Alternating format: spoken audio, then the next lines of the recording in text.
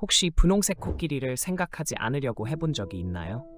거의 불가능한 일입니다. 왜냐하면 분홍색 코끼리의 이미지가 머릿속에 떠오르는 순간 그것을 없애려고 할수록 오히려 더욱 선명해지기 때문입니다. 이 예시는 침입적인 생각을 강제로 제거하려는 시도의 어려움을 설명할 때 자주 사용되곤 합니다. 하지만 이 분홍색 코끼리 이미지를 우리의 삶 속 불만족에 접근하는 방식에 대한 은유로도 활용할 수 있습니다. 이 경우 분홍색 코끼리는 우리의 일반적인 불만을 상징합니다. 이는 흔히 슬픔, 스트레스, 분노 또는 무기력함 같은 부정적인 감정들로 나타나죠. 아이러니하게도 우리가 불만족을 덜 느끼려고 애쓸수록 더 큰 불만족을 느끼게 됩니다.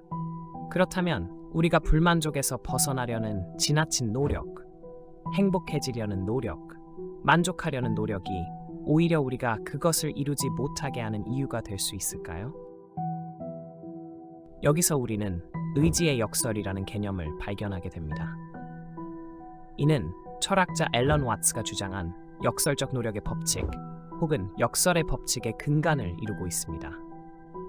역설의 법칙에 따르면 우리가 어떤 것을 지나치게 추구할수록 오히려 우리가 진정으로 원하는 것과는 반대되는 결과를 얻게 되고 더 큰 실망을 느끼게 됩니다. 쉽게 말해 우리가 더 노력할수록 성공할 가능성은 오히려 줄어든다는 것입니다. 반대로 노력하는 것을 멈출 때 비로소 우리가 원했던 것을 얻게 되는 경우가 많습니다. 그렇다면 분홍색 코끼리에 대한 생각을 멈추고 싶다면 여기서 역설적 해결책은 바로 그 생각과의 싸움을 포기하고 그것을 몰아내고 싶은 욕구 자체가 사라지도록 내버려 두는 것입니다. 코끼리를 강제로 머릿속에서 지우려 하기보다는 그것을 무시함으로써 자연스럽게 사라지게 하는 것이죠.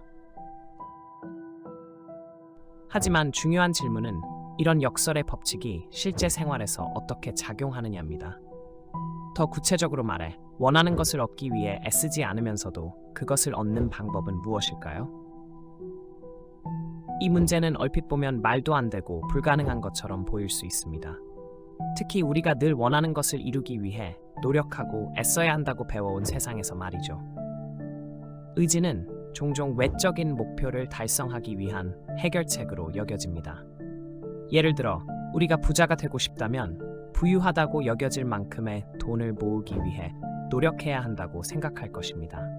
마라톤을 뛰고 싶다면 그 긴 거리를 뛸 수 있을 만큼 체력을 기르기 위해 훈련해야 하겠죠. 그러나 역설의 법칙은 단순히 물질적 성취에만 국한된 것이 아닙니다. 오히려 그 이상을 다루고 있습니다. 그것은 우리가 진정으로 마음 깊은 곳에서 원하는 것을 이루는 방법에 관한 것입니다. 이것은 마치 신성한 잔을 찾아가는 지름길 같은 것이죠.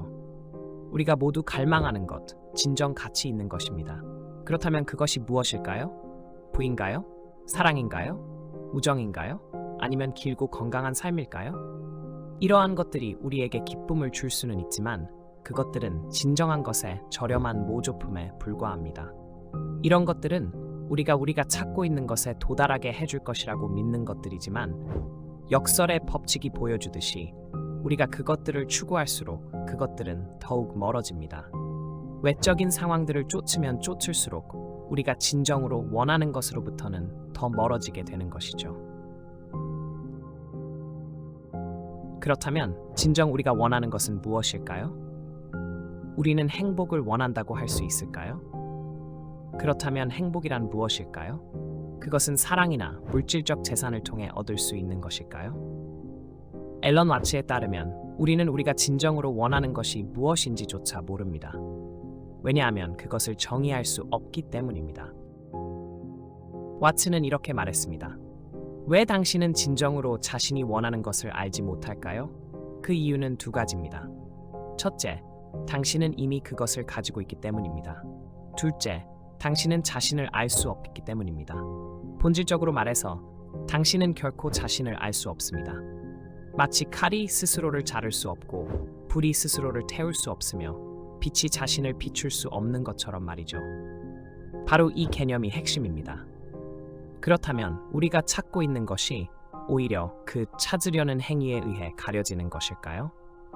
그리고 우리가 정의할 수 없는 무언가를 찾고 있는 걸까요? 만약 그렇다면 왜 우리는 계속해서 찾고 있는 걸까요? 인간의 상황은 일종의 집단적 착각에 불과합니다.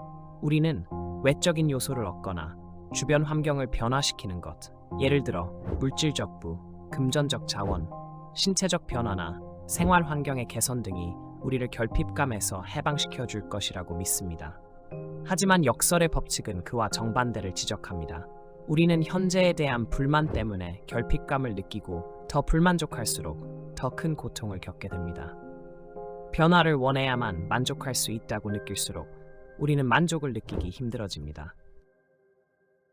예를 들어 자신을 행복하게 만들기 위해 백만장자가 되겠다는 목표를 설정했다고 상상해 봅시다. 이런 목표를 설정하는 행위는 단순히 많은 노력을 필요로 할 뿐만 아니라 현재의 자신과 그 목표 사이의 거리를 자각하게 함으로써 오히려 불행을 느끼게 만듭니다. 저명한 작가 마크 맨슨이 말했듯이 무언가를 추구하는 것은 그 시작부터 그 무언가가 없음을 강화하는 행위입니다. 절박하게 부자가 되고자 할수록 자신이 가난하고 부족하다고 느끼게 되며 이는 얼마나 많은 돈을 벌더라도 마찬가지입니다. 만약 행복을 느끼기 위해 필요한 돈의 기준을 계속 높인다면 당신은 더욱 무력감과 불만을 느끼게 될 것입니다. 반대로 기준을 낮추면 목표가 현실에 가까워지면서 결핍감이 줄어들 수 있습니다. 그러나 우리는 대개 현재의 위치에서 너무 멀리 있는 목표를 설정하는 경향이 있으며 이는 불만을 더욱 깊고 지속적으로 만듭니다.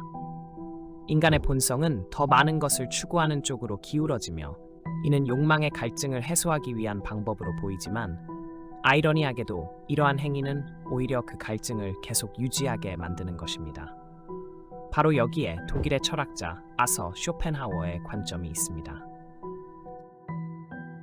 쇼펜하워는 우리가 원하는 것을 원하게 되는 이유는 우주 속의 모든 것들과 마찬가지로 우리가 생의 의지 혹은 단순히 의지의 표현이기 때문이라고 주장합니다. 그의 말에 따르면 의지란 비합리적이고 방향 없는 끊임없는 갈망이며 이로 인해 우리는 끊임없는 고통 속에서 살아가게 됩니다. 그리고 이 고통은 세상의 그 어떤 것도 끝낼 수 없습니다. 이로 인해 우리는 필요 이상의 것들을 원하게 되고 멈추지 않는 결핍감에 사로잡히게 됩니다.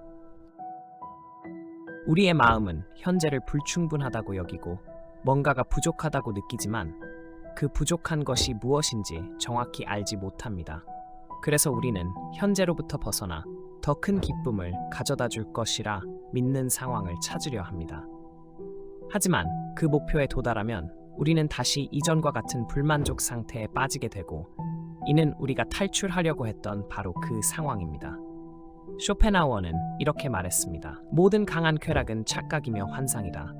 왜냐하면 어떤 욕망이 성취된다 해도 그것이 오래 지속되는 만족감을 줄 수는 없기 때문이다. 쇼펜하워에 따르면 바로 이 의지가 우리가 끊임없이 무언가를 추구하게 만들며 우리가 원하는 것을 결코 얻지 못하게 만드는 원인입니다. 이렇듯 우리의 삶은 끝없는 의지와 갈망의 반복이며 이를 자각하지 못하는 한 우리는 그 결핍에서 벗어날 수 없습니다. 쇼펜하워는 진정으로 만족하는 유일한 방법은 의지를 부정하고 결국 모든 갈망과 욕망을 멈추어 행복과 공허의 상태에 도달하는 것이라고 주장했습니다. 다시 말해, 그것을 얻으려 애쓰지 않을 때 오히려 그것을 얻게 된다는 것입니다. 아무것도 쌓아두지 않으면 오히려 넘쳐나게 되죠. 겉으로 보기엔 외롭다고 느낄지 모르지만 사실은 수많은 것들이 당신 주변에 가득 차 있습니다.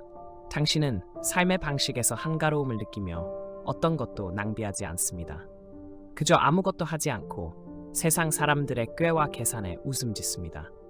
모두가 행복을 추구하지만 당신은 스스로의 불완전함 속에서 충분함을 느끼죠. 불완전함을 받아들이면 오히려 완전함을 느낄 수 있습니다.